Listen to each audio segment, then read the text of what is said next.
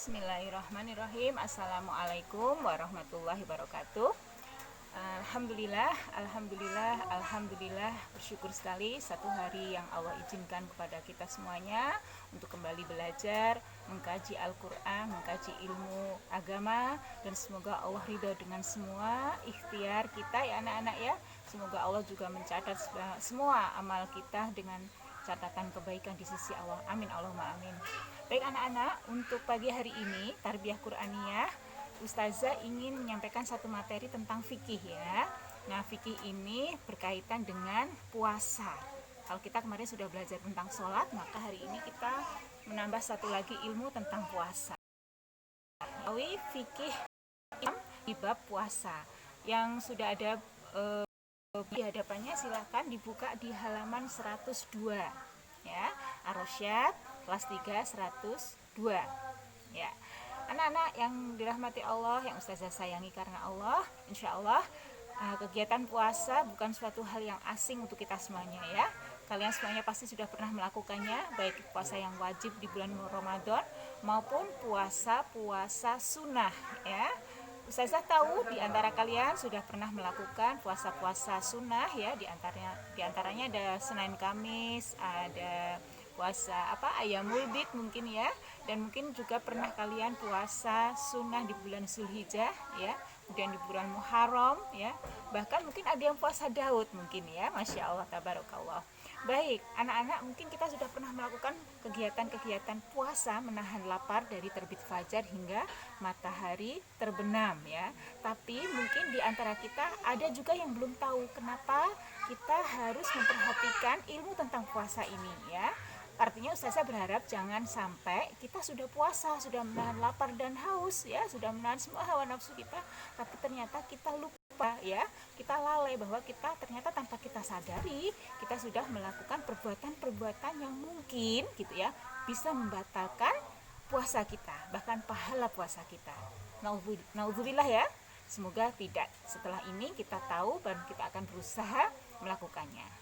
Baik anak-anak, apa saja yang bisa kita siapkan ya, termasuk nanti bagaimana kita memahami hal-hal apa gitu ya yang diperbolehkan dalam berpuasa ya, itu ya. Pernah nggak kalian mengalami ketika kita mau sholat, kan sunahnya setiap mau sholat gosok gigi sunnah ya, bersiwak ya, ternyata kita sudah terbiasa itu. Nah tiba-tiba, loh kok aku gosok gigi gitu ya, aku kok bersiwak ya, aku kok sikat gigi, jangan-jangan puasaku batal gitu. Kemudian kalian ragu-ragu.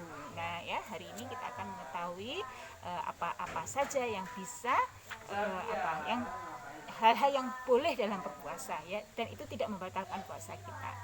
Nah di halaman 102 kalian bisa lihat di situ. Yang pertama boleh kita lakukan di bulan puasa adalah gosok gigi di siang hari ya. Gosok gigi di siang hari saat puasa itu dulu pernah dilakukan Ibnu Umar ya. Ibnu Umar ini menggosok gigi di pagi hari maupun di sore hari. Hadis riwayat Bukhari. Asal gitu ya, air yang kita pakai untuk berkumur tidak kita telan, kita minum ya, insya Allah puasanya tidak batal. Bisa dilanjutkan ya, karena bau mulut orang berpuasa itu sebetulnya wangi ya wangi, tapi kita menjaga supaya kita tetap sehat, tetap baik itu ya, maka kita boleh menggosok gigi di waktu siang hari di bulan puasa, di saat kita berpuasa. Itu ya, yang pertama boleh gosok gigi asal tidak ditelan airnya ya. Yang kedua, keramas ya, mencuci rambut, keramas untuk mendinginkan badan agar badannya merasa panas, ini gerah gitu ya. Kemudian kita guyur ya, guyur mulai dari atas ya, kita dari rambut kita itu pernah ya, Nabi SAW pernah menyiramkan air ke atas kepala beliau ketika sedang berpuasa ya. Rasulullah itu seperti itu. Karena apa? Karena bosan atau terlalu panas mungkin ya, kondisinya sangat panas, jadi perlu didinginkan gitu ya, asal tidak diminum ya, diguyurkan saja. Hadis riwayat Ahmad dan Abu Daud. Boleh jadi ya mendinginkan badan dengan cara keramas. Kemudian yang ketiga anak-anak, bercelak ya, bercelak atau menggunakan tetes mata ya. Mungkin matanya lagi gatal, iritasi atau sakit ya. kita nggak perlu ragu, insya Allah boleh diperbolehkan menggunakan tetes mata ataupun bercelak ya. Mungkin akhwat ya yang sering bercelak ya, ini bisa dilakukan ya. Anas bin Malik, Hasan al-Basri, dan Ibrahim berpendapat bolehnya menggunakan celak ya. Sahih Bukhari bab bolehnya orang yang berpuasa mandi ya. Ini ada penjelasannya seperti itu, ada dalilnya, jadi boleh ya.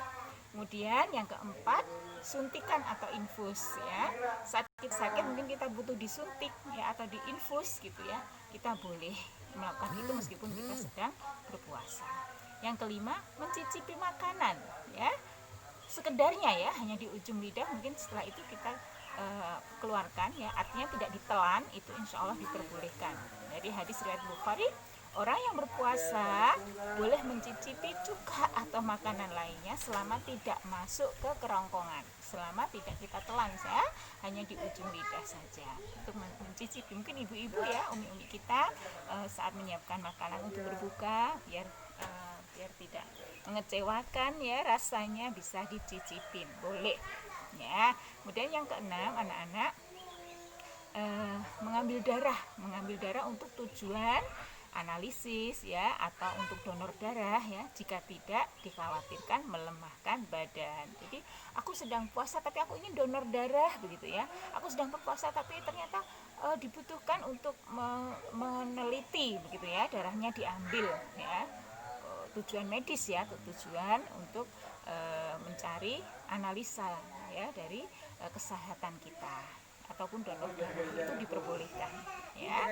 asal gitu ya, asal kita kuat ya, kita tidak khawatir dengan tubuh kita sehat dan kita kuat ya. Itu yang keenam. Yang ketujuh, berbekam ya, berbekam. Siapa yang pernah melakukan bekam ya? Mbak Nabila mungkin ya, kayak karena abinya uminya ini pinter bekam ya. Berbekam itu boleh ya, saat kita berpuasa boleh berbekam. Nabi SAW berbekam ketika sedang berpuasa. Hadis riwayat Bukhari dan Abu Daud. Jadi Rasulullah juga pernah melakukan kegiatan bekam ini saat beliau berpuasa ya. Dan yang berikutnya, yang kedelapan, berkumur-kumur ya, berkumur dan menghirup air ketika wudhu ya. Jadi ada rukun wudhu yang kita sering lakukan, yaitu berkumur dan mengeluarkan air, menghirup air dan mengeluarkannya ya saat berwudhu. Ini beliau memerintahkan ya, bahkan untuk berkumur dan menghirup air ke dalam hidung ketika wudhu ya, tetapi beliau melarang untuk menghirup gitu ya, terlalu keras ya ketika berpuasa, khawatir terlalu masuk ya, sehingga bisa membatalkan. Jadi boleh. Kemudian yang ke-10, menggunakan minyak wangi atau minyak rambut ya, ini tidak membatalkan puasa, silahkan biar badan kita harum, apalagi bagi laki-laki yang akan ke masjid ya setelah berjamaah ya, sebaiknya menggunakan parfum, harum-haruman ya, kemudian minyak rambut supaya rapi. Nah, itu anak-anak hal-hal yang boleh dilakukan saat kita berpuasa. Jadi jangan khawatir kita takut kalau puasa kita batal ya, karena itu semua ada dalilnya.